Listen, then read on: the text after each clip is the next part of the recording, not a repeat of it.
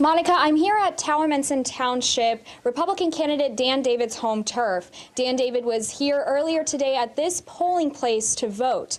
I spoke to some of the voters today who say they take their civic duty seriously, so much so that poll workers said that there was a steady stream of voters throughout the day.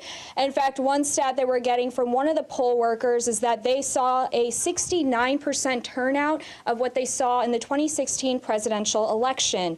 Again, that is a significant number when we're talking of a midterm election turnout. The aftermath of Hurricane Florence continues to ravage the Carolinas. While Florence made landfall as a Category 1 hurricane, the rating scale only measures wind speed and did not account for the unprecedented level of flooding. And Riverview Kennel has already helped one South Carolina family out who had to evacuate because of Hurricane Florence by taking in these two dogs. It's snowing in the Lehigh Valley, and it's not even Thanksgiving yet. Yesterday was Veterans Day, a time to honor service to the nation. It's a day that honors all veterans now, but started as Armistice Day after the end of World War I. Students are ditching textbooks and saving money through Cengage, an online textbook subscription program. Through the Teacher Critical Language program here in North Warren Regional High School, students get to learn how to write, read, and speak Mandarin. For everyone watching, today is the last day of Diwali. It's a day that celebrates love between siblings. So no quarreling over that last cookie this weekend, people. Cheers. Cheers.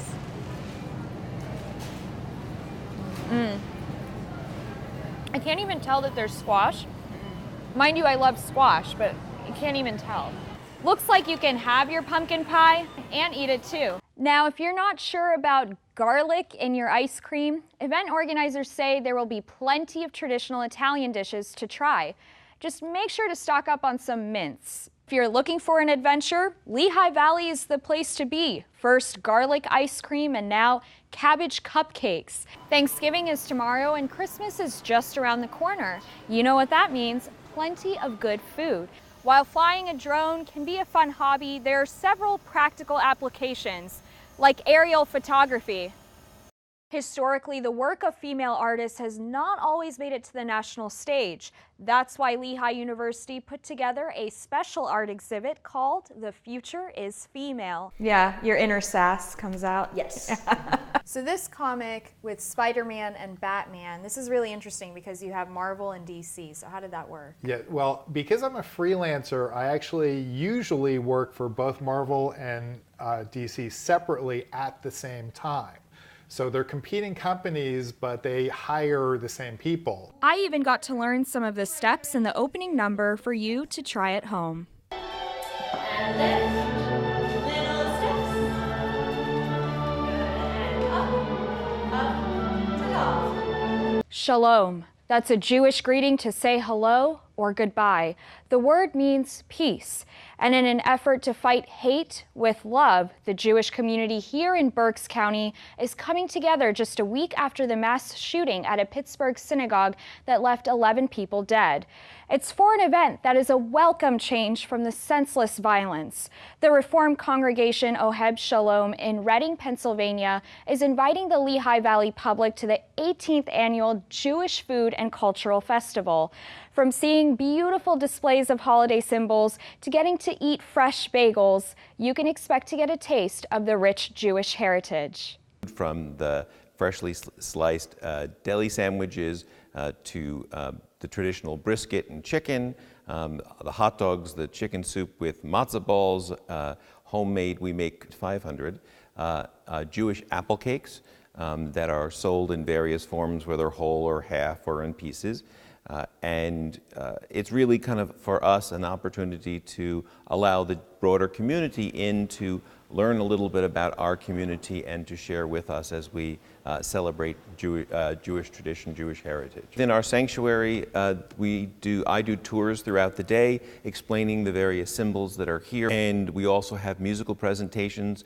We are lucky enough to have a student cantor who is doing her training in New York at the School of Sacred Music. She comes down, she'll do a couple of presentations here. We have the Encore Choir, which is a local adult choir, will also be singing. And in addition to all of that going on in the sanctuary, we also have in our library a cultural room where they'll be focusing on some of the holidays, but less so on the synagogue part of it, more on the what is the home celebration of those holidays like, what are they like. We believe that education and knowledge are our best defense against hate. We want to take away some of the misinformation that exists about the Jewish community, and so we've taken this on as our way of saying, here, come learn about us, come into our home. Hit high in the arm, we have a tourniquet. Tourniquet. That's all I got right now. Shots were still going off when I came out of the room. I believe he's still alive. A member of ours, his older brother, is actually the vice president of the congregation where this occurred. So we have, in a sense, that kind of direct link. So we will be trying to do some fundraising for the congregation over the course of the day. One of the ways that you deal with hate and acts of violence like this is if we stop doing if we stop doing things, then we let the hate win. And our belief is that no, we continue to go on in spite of the hate because we don't want to let the hate win. And so we will have appropriate security, and we do our very best to make sure that everyone and everything stays safe. Pittsburgh is obviously will be on our minds.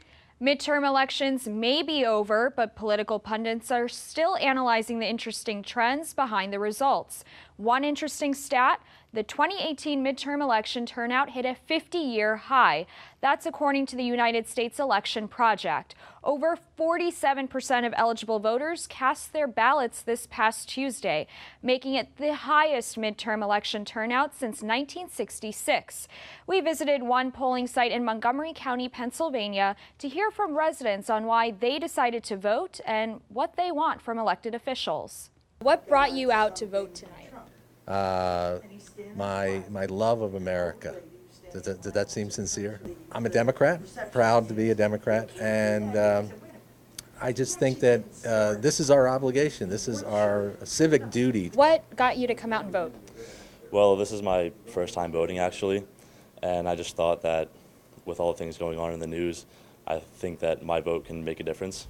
Every vote counts, no matter what you might think. 31% of registered voters 18 to 29 years old cast ballots in the 2018 midterm election, shattering turnout rates from the past quarter century. That's according to an estimate by the Center for Information and Research on Civic Learning and Engagement at Tufts University. This year's turnout was at least 10% higher than the 2014 midterms, according to the center's estimates. Tim McBain, a school history teacher and poll worker volunteering for the Democratic Party, says that the Towamencin Township polling location saw a larger than expected midterm turnout and especially a lot of young voters. This polling location near Lansdale saw a turnout that was 69% of the 2016 presidential election, which they say is unusually large in an off-presidential year. Some say this midterm election was a blue tide in response to the Trump administration. Have you heard anything from community members here? Any concerns about what's going on? There's a lot of people that don't like what leadership's saying. It gets away from, like I said before, what our communities are all about, and that's the diversity and the talents that we all have here that we know can work together. And we shouldn't let folks define that for us. I would like to see basically policy be a little more understandable for people, especially the situation with immigration. I think the facts need to be clearly laid out to people, and instead of fear mongering, which is what I believe is, and a lot of the people I think believe is going on right now. While others say it's more of a purple wave, like Kate Harper, Republican state representative here in the 61st House District since 2001.